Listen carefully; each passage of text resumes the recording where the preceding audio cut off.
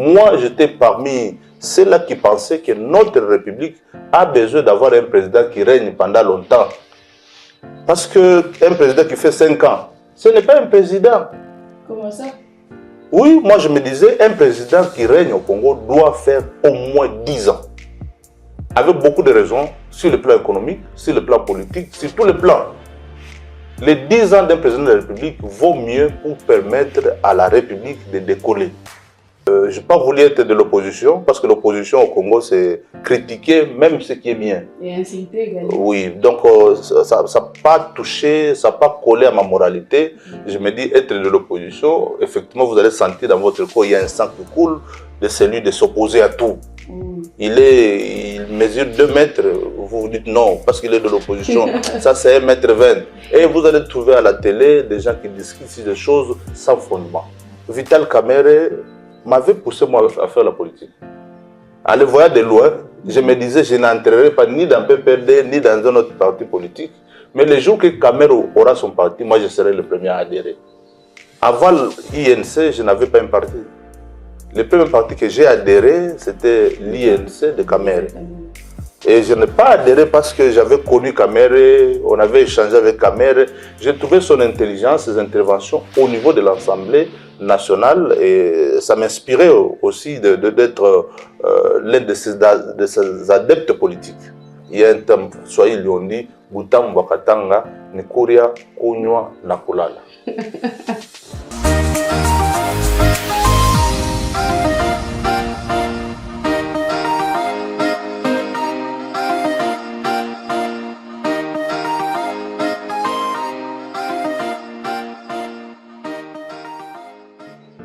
L'économie, la politique, les sociales et la gestion administrative du pays, voilà les 4 points qui ont retenu notre attention. Aujourd'hui, je ne suis pas seule à la présentation, je suis accompagnée de Sheila Kadima à qui j'ai dit bonjour. Bonjour madame. Tu vas bien? Je vais bien et vous? Je vais très bien. Alors, nous allons parler avec M. Urbain Sangwa. Il est acteur politique et aussi opérateur économique. M. Urbain, bonjour. Oui, bonjour madame. Vous allez bien? Oui, très bien. C'est un plaisir de nous recevoir pour passer cet entretien. Merci beaucoup. C'est moi qui vous remercie de vous avoir dépassé de votre station. Merci. Et jusqu'à venir nous visiter. D'accord, merci beaucoup. Alors, Monsieur Urbain, nous allons parler de la politique de l'administration du pays, les sociales également. Bon, depuis que le président Tshisekedi a accédé au pouvoir, c'est son 2e mandat, voilà. Nous remarquons que les sociales, la gestion du pays, voire même la politique, la marche du pays n'est pas vraiment en bon train. Alors, vous êtes expert, vous êtes dans la politique, également vous êtes opérateur économique. Selon vous, comment est-ce qu'un pays doit-il être géré?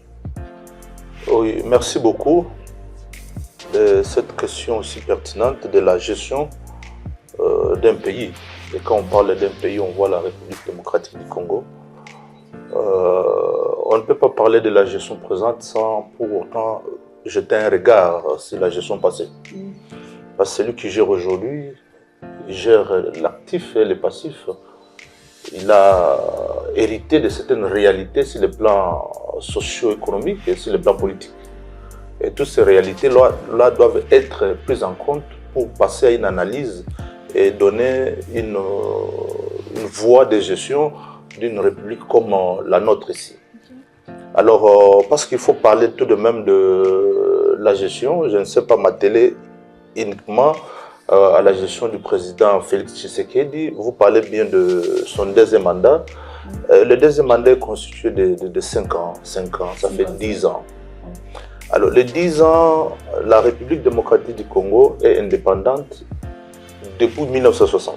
Il y a plusieurs années, et qu'avant l'indépendance, il y a des faits socio-économiques, socio-politiques qui ont impacté la gestion de tous les présidents qui ont succédé après l'indépendance. Commençant par Kasavubu, Mobutu, Mzee Kabila, Joseph Kabila, et jusqu'à arriver à Félix Tshisekedi. Alors, comment voulez-vous qu'on fasse une analyse? Bien sûr, si l'on veut gérer une république, l'on doit être à l'auteur de maîtriser les enjeux sur le plan national, c'est-à-dire à l'interne de la République, et maîtriser les enjeux sur le plan international. Parce qu'on est dans un contexte de la globalisation du système sociopolitique et que celui qui se case, qui se met dans un coin, disant que moi je gère mon petit coin, il sera confronté à certaines réalités qui vont l'amener à l'échec.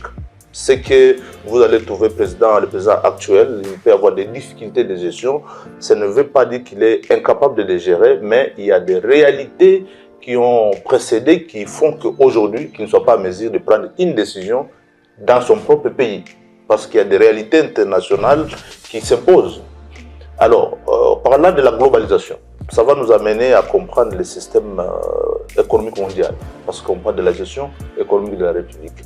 Le système de gestion mondial nous parle qu'il faut chasser les frontières, il faut parler de la mondialisation, il faut parler du régionalisme. On a parlé il y a 1 ou 2 ans ici de la zone une zone là de libre-échange.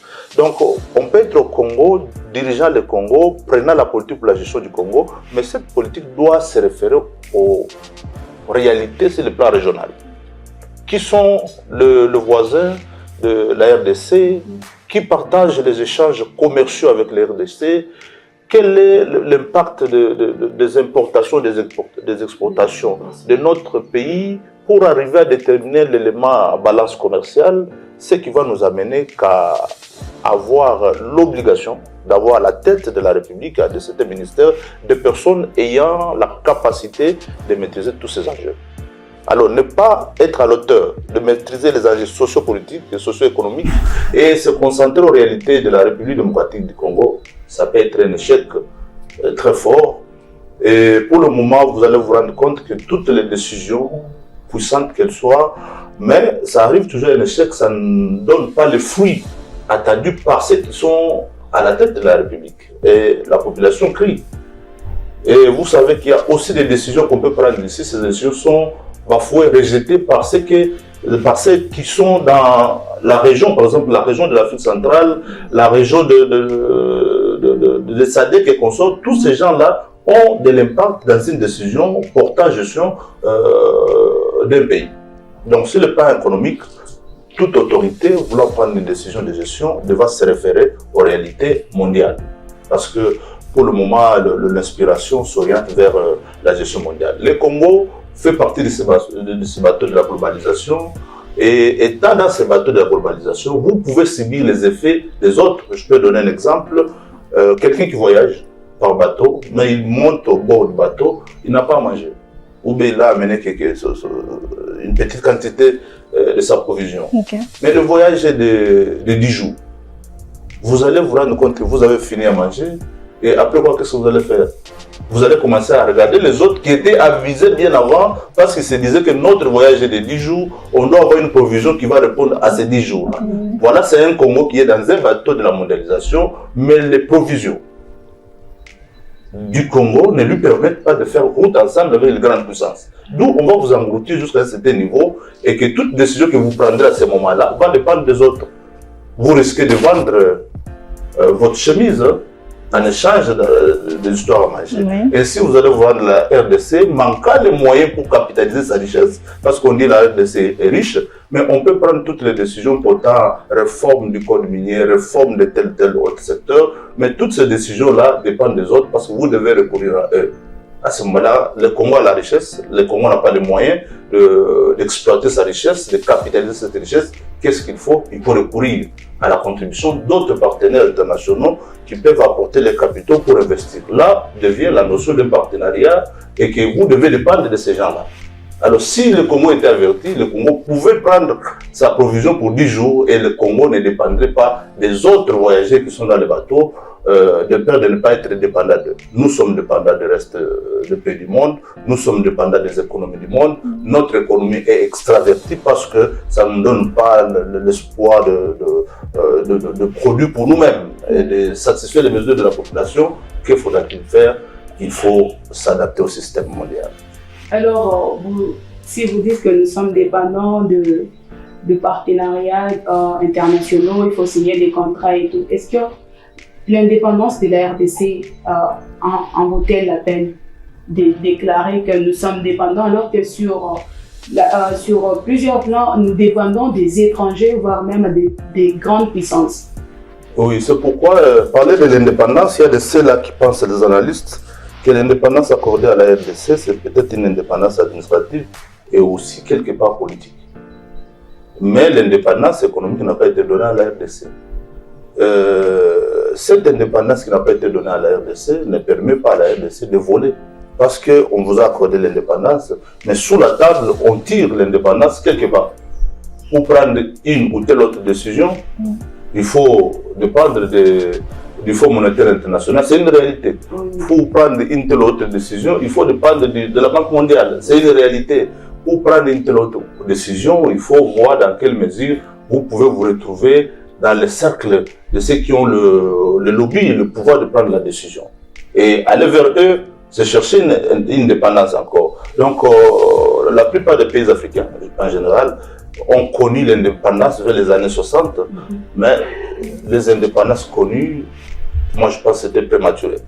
Prématuré dans ce sens, on a accordé l'indépendance à ces pays africains sans qu'ils soient préparés pour gérer la situation socio-économique, de sorte qu'ils soient responsables de tous les retombées qui viendront suite à l'indépendance. Les Belges sont partis, c'est bien, ils sont partis, mais nous devons recourir aux Belges.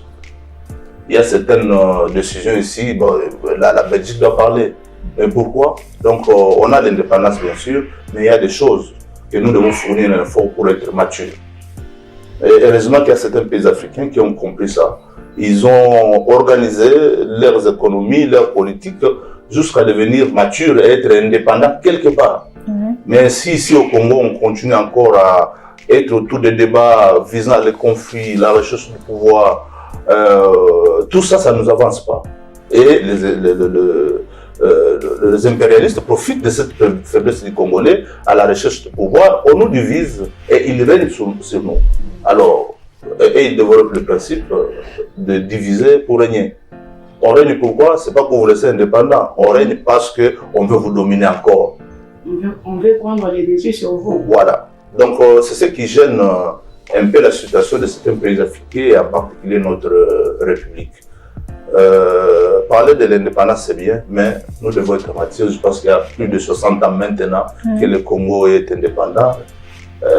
Un homme âgé de 60 ans, il est mature. Mais si un homme de 60 ans ne réfléchit pas encore, mais vous le trouvez, n'a ni enfant, ni rien, mais je me dis c'est un homme mongol, comme on peut le dire. Oui. Alors c'est grave, c'est de l'obésité au Congo, c'est rien qui évolue, ce sont des hommes politiques qui sont autour des débats, des injures, des critiques. Bon, tout ça affaiblit la puissance du Congo, qui dans ce temps était, si pas la puissance au monde, mais la puissance dans les pays des Grands Lacs. On pouvait se référer de l'Afrique, qui était la source de respiration de certaines économies autour de notre pays. Avant de passer la parole à Madame Sheila, j'aimerais savoir, vous êtes acteur politique actuellement, Monsieur Urbain Sangwa. Pour vous situer où vous êtes de l'opposition ou de la majorité présidentielle? Bon, en Afrique, au Congo, bon, celui qui est de l'opposition, qu'est-ce qu'il cherche? Moi, je suis de la majorité présidentielle, je suis de l'Union sacrée. Je soutiens le président de la République. Je le soutiens tout en apportant ma contribution à des petites critiques. Pas celui qui acclame, même là où il y a le mal. Mais quand il y a le mal, je dénonce le mal. Et que je n'ai pas voulu être de l'opposition, parce que l'opposition au Congo, c'est critiquer même ce qui est bien. Et insulter également. Oui, donc ça n'a pas touché, ça n'a pas collé à ma moralité. Je me dis, être de l'opposition, effectivement, vous allez sentir dans votre corps, il y a un sang qui coule de celui de s'opposer à tout. Oui. Il mesure 2 mètres, vous vous dites non, parce qu'il est de l'opposition, ça c'est 1,20 m. Et vous allez trouver à la télé des gens qui discutent des choses sans fondement. Et ce qui donne peut-être un désespoir à la nouvelle jeunesse qui veut entrer dans la politique, c'est une jeunesse suviste, une jeunesse qui veut s'aligner dans des agglomérations populaires, mais on ne sent pas réfléchir. Le fanatisme. Le fanatisme. Donc, votre président, par exemple, mon président Félix Tshisekedi, commet un grand forfait, mais parce que je suis de l'Union sacrée, mais je suis en train d'acclamer. Mais les hommes intelligents qui sont à côté me disent, mais ce monsieur, il raisonne. C'est ça la faiblesse de cette jeunesse. Et vous allez constater que tout le monde est dans l'union sacrée, ce n'est pas parce qu'ils aiment le président, ce n'est pas parce qu'ils veulent contribuer, mais parce que c'est tout un État dans l'union sacrée qui pourrait y avoir un intérêt quelconque.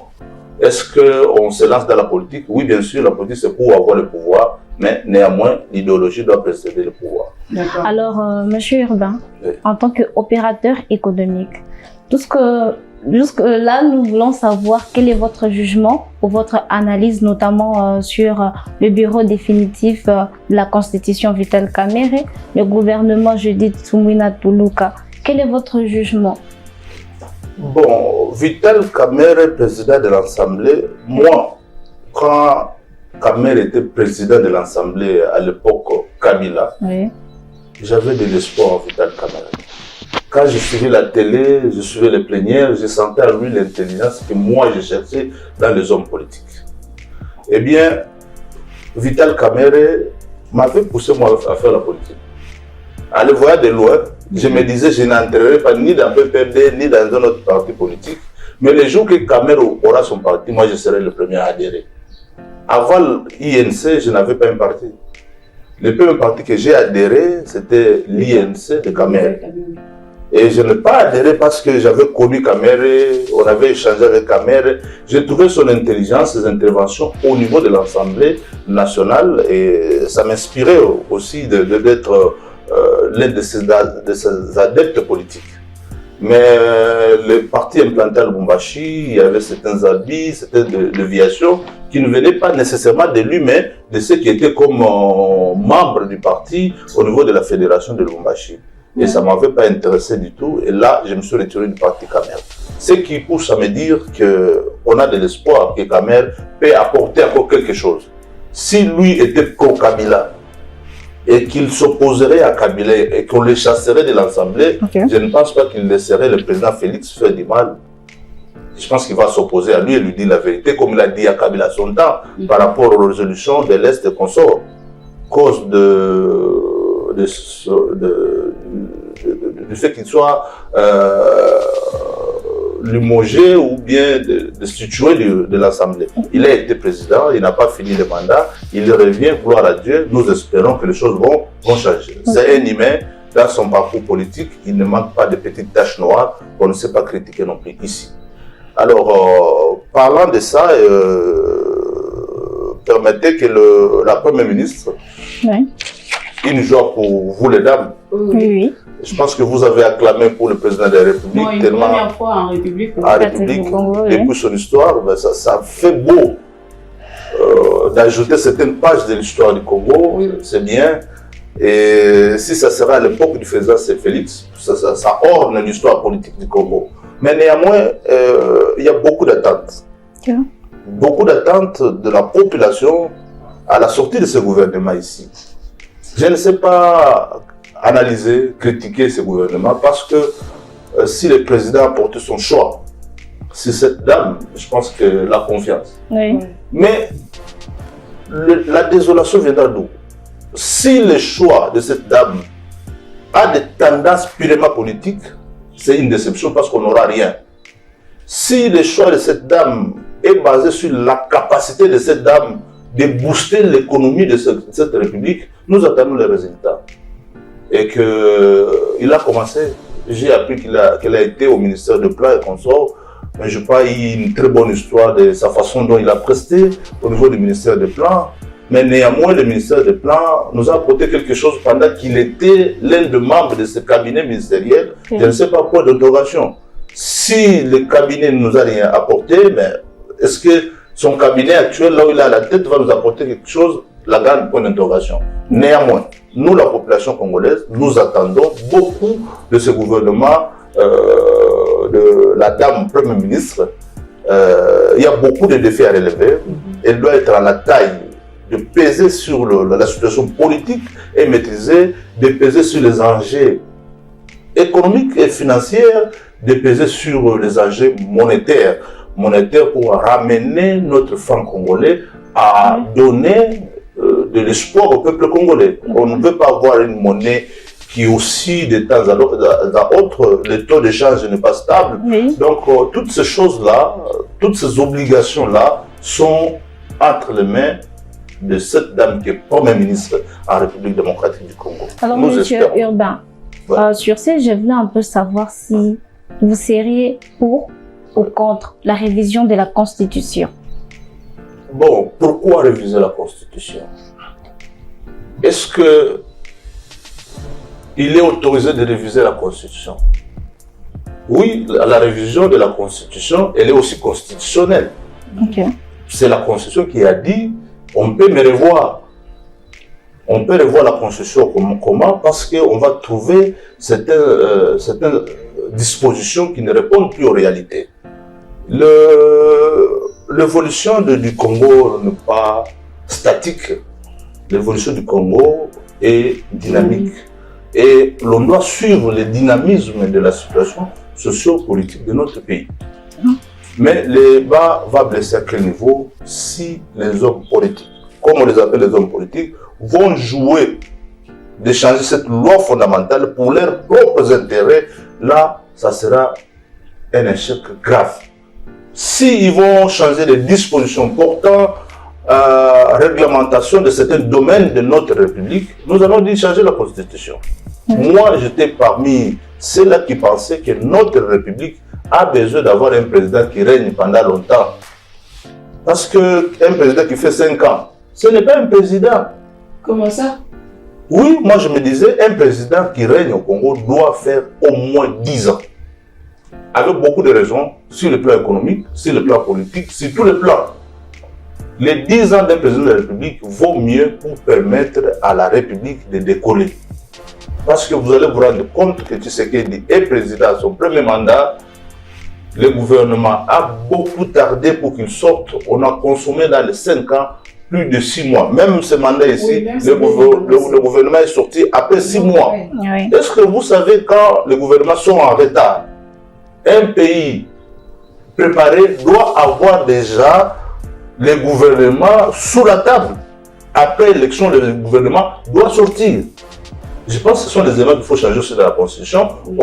Aucun gouvernement ne peut être installé et n'installe son gouvernement après 1 mois. On peut donner un délai. Oui. Aller à 6 mois. Il n'y avait aucun intérêt de la population congolaise à l'intérieur, sinon des intérêts des hommes politiques. Tellement qu'ils sont, je m'excuse des termes, un homme politique est tellement animal, il ne dépend, il ne respire que de la politique et de ses intérêts. Ils ont tiré en longueur, il fallait donner à celui-là, il fallait donner à celui-là. Donc pour que la paix revienne, voilà, il ne faut pas oublier tes regroupements. Ça a pris 6 mois de prise en otage de la population congolaise. Alors je me dis, s'il faut revoir la Constitution, il faut revoir la Constitution à ce niveau-là, il faut revoir la Constitution, moi je pense qu'il faut revoir la Constitution au niveau du mandat. Parce qu'il n'y a aucun gouvernement, il n'y a aucun président qui peut changer l'économie d'une nation comme la République démocratique qui a un problème dans 5 ans. Impossible. Moi, je suis économiste, je suis juriste. Tout en étant économiste, il n'y a aucune politique économique qu'on peut mettre en application et booster, déclencher le développement économique dans 5 ans. Impossible. On peut déclencher la croissance économique, mais pas le développement économique. Alors que le Congolais n'a pas besoin d'une croissance qui est temporaire, qui est passagère, mais nous avons besoin de l'accumulation de croissance économique dans plusieurs domaines pour parler au bout du couloir du développement économique. Et il n'y a pas de développement économique dans une année, que voyons d'abord le président Tshisekedi, au bout d'une année, il va développer. C'est faux. Pour parler du développement, il faut aller à plus de 10 ans, plus de 15 ans, que vous pouvez développer certains secteurs de l'économie. Mais considérons la faiblesse au Congo. Ici, chez nous, quand un homme passe, et tout ce qu'il avait comme politique passe avec lui. Alors, il y a même des programmes qui sont là pour être appliqués suite à la politique du président. Je prends l'exemple du président Kabila. Il pouvait avoir une très bonne politique. Parce qu'il est parti, tout ce qui vient derrière, tout son programme est parti. C'est comme si on est dans un cercle vicieux. On rentre encore à la case de départ, et là c'est la population qui est partie, c'est l'économie qui est partie, donc on ne sait pas évoluer. Ouais. Et moi je considère qu'il faut donner la chance au président, pas seulement Félix Tshisekedi, mais à tout président qui va venir au Congo d'avoir son temps d'appliquer sa politique et que la population sente l'impact de cette politique du président. 45 territoires, une très bonne politique, mais considérons que le président Tshisekedi n'allait pas passer pour le 2e mandat. C'est lui qui viendrait chasser la politique de 145 territoires. Alors qu'il y a déjà qu'il y a déjà l'argent affecté dans cette politique-là. Donc je pense que la révision de la Constitution est possible, mais il faut voir le contexte dans lequel vous voulez revoir cette Constitution. Si vous voulez revoir la Constitution pour asseoir votre pouvoir, nous sommes malheureux. Si vous voulez revoir la Constitution parce que c'est le bien du Congolais, il faut le revoir. Et si le plan politique nous organisons les élections après 5 ans, vous savez le coût des élections au Congo? J'ai suivi quelqu'un qui faisait des analyses de ce qu'on dépense après 5 ans pour faire les élections. Il a donné une démonstration, je ne sais pas si c'est vrai, mais je me suis dit qu'on dépense beaucoup d'argent et que l'argent des élections peut construire des routes, peut construire des hôpitaux, peut faire beaucoup d'histoire. Mais on affecte ça aux élections. Avec tout ce qui entoure le système électoral au Congo, qui est encore pas mature, alors on dépense l'argent pour rien. C'est mieux de réduire le cycle des élections au Congo, et peut-être si les élections peuvent venir après 7 ans, après 10 ans, vous allez économiser l'argent de tout un cycle électoral et injecter ça dans l'économie. C'est pourquoi moi je pense qu'il, si pas opportun, mais qu'il est important de revoir la Constitution sans intérêt politicien à l'intérieur. Si il y a l'intérêt du bien-être de la population, c'est bien de les retoucher. En plus de ça, la Constitution que nous avons, Mobutu n'avait pas de Constitution. C'est une Constitution quand Kabila est venu, et Kabila est parti, le pays était déchiré en plusieurs morceaux. On avait les MLC ici, on avait les LCD là-bas, on avait les... Donc on avait tout ce monde-là était autour de la République pour savoir qui va diriger ce pays ici. La voie la plus démocratique, ce sont les élections. Et que ceux qui étaient à San City, ceux qui étaient dans toutes ces négociations à l'époque, on pensait qu'il fallait réduire le mandat du président pour permettre à chacun qui était belligérant de participer aux institutions. Ok, alors la voie démocratique, c'est pas prendre des armes. Alors tout le monde avait l'espoir. Tous autres allaient là. Dans 5 ans, il va partir, moi je serai là. Et ça laissait une grande portion des hommes politiques dans un espoir que je vais passer aussi, je vais passer aussi, je vais passer aussi. Alors, je vais passer aussi, ça atténue, ça a diminué les tensions qui existaient au Congo. Parce que tout le monde avait l'espoir, on avait des négociations, il y avait des pourparlers, ceux qui étaient des rebelles sont revenus aux affaires, on a pris ceux qui étaient à l'est, ceux qui étaient à gauche, mais tout ce monde-là sont venus pour donner la paix au Congo. Et revoir si cette décision de la révision de la Constitution et de donner la chance à tout citoyen congolais d'être président au moins une seule fois dans sa vie sera revue de façon prématurée, ça risque encore de ranimer le feu des tensions partout dans la République, parce que tout ce monde-là qui sont dans la politique de Kinshasa, ils sont déjà à plus de 40 ans, 50 ans.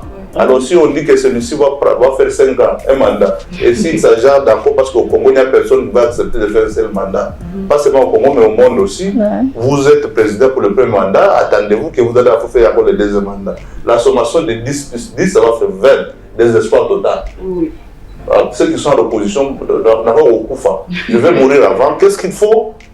S'il règne, s'il change la Constitution, nous rentrons, nous allons prendre les armes. Nous allons suivre, c'est pas Nango là. Mais c'est ça l'homme politique congolais. Donc pour ceux qui sont à la tête de la République, pour ceux qui sont des amateurs du changement de la Constitution, qu'ils le fassent avec beaucoup de prudence, parce que notre pays n'a pas besoin d'être encore déchiré une autre fois. D'accord. En parlant de l'économie, j'avais une question à vous poser. Quels sont les secteurs auxquels le gouvernement doit-il faire recours pour que l'économie du pays soit en bon état? Oui, je l'ai dit souvent, la question me revient.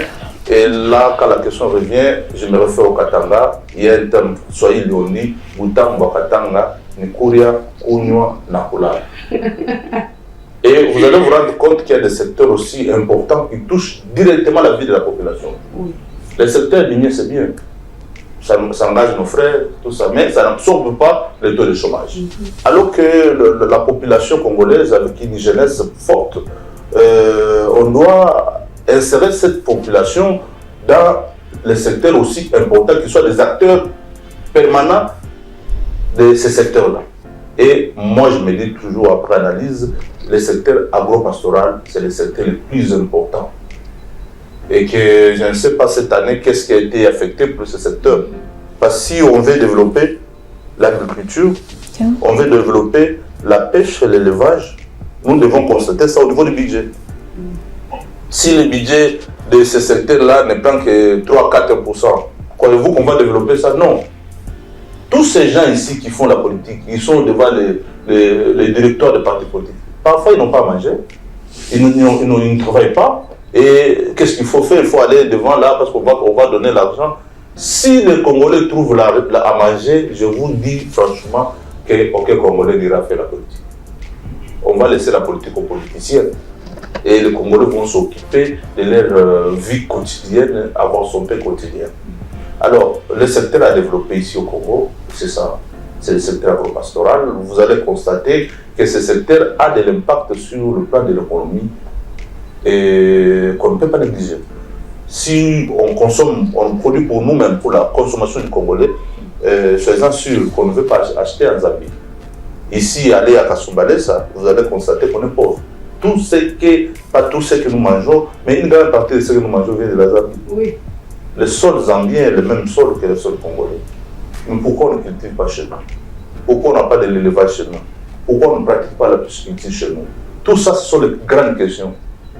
Le gouvernement ne peut pas faire ça. Le gouvernement doit stimuler la population à pratiquer ça.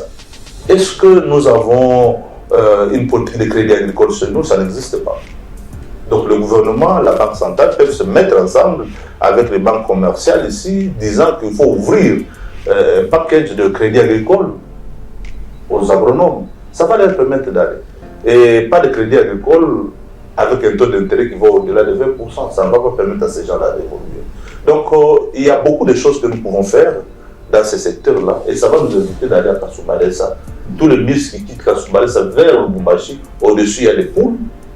Des poulets, il y a des sacs de farine, il y a beaucoup d'histoires, il y a des lunes. Mais quand ça quitte, qui vient de la Zambie, quand les bus quittent ici pour aller là-bas, ce sont des bidons vides, ce sont des sacs vides, ils vont aller se puiser là-bas. Mais on est maudit ou quoi? Et nous avons de l'espace ici arabe.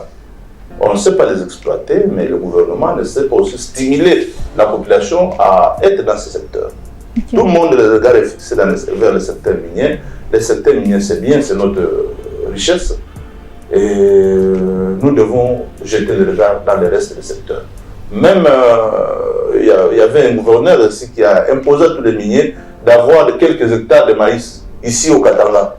Et les miniers commençaient à s'appliquer. Mais après son départ, qu'est-ce qui a été dit? Il faut laisser tomber ça. Et les miniers ont abandonné le secteur agricole.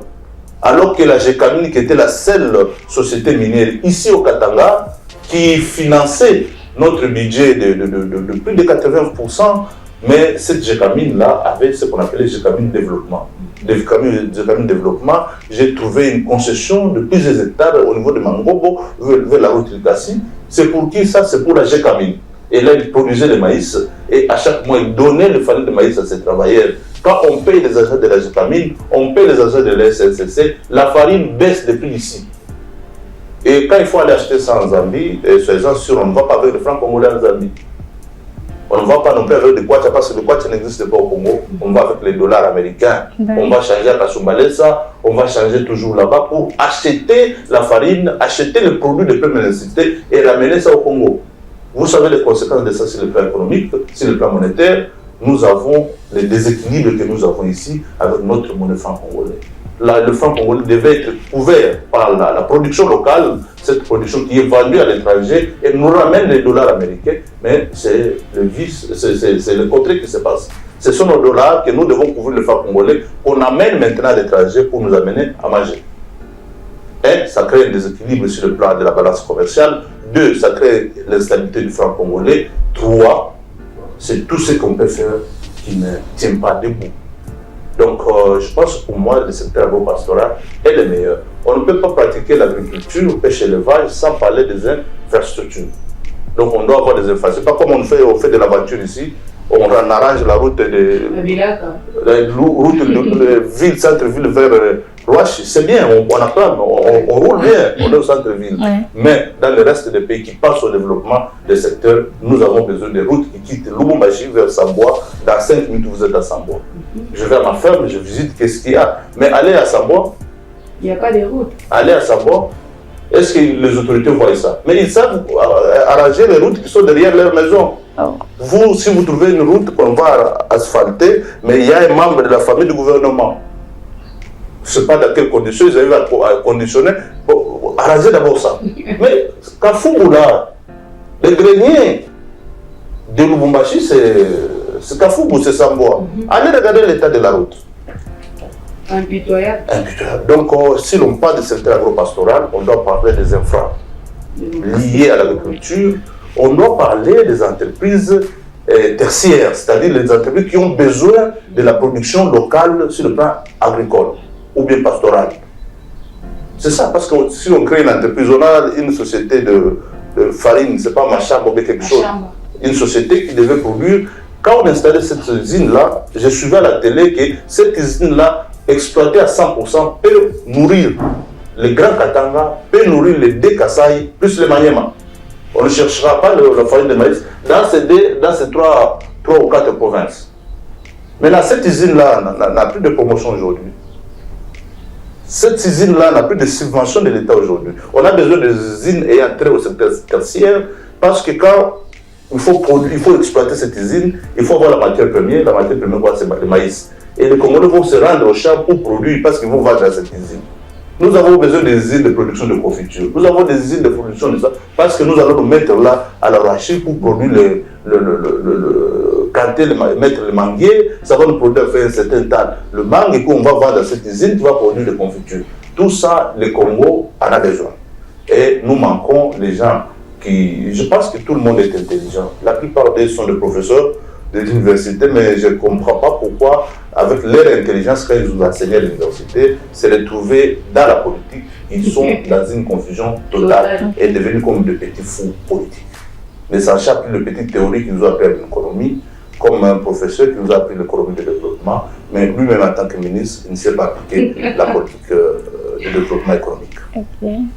À parler, il y a beaucoup de questions qui restent en suspense, mais le temps nous fait défaut. Merci beaucoup, M. Urbain Sangwa. C'est moi qui vous remercie.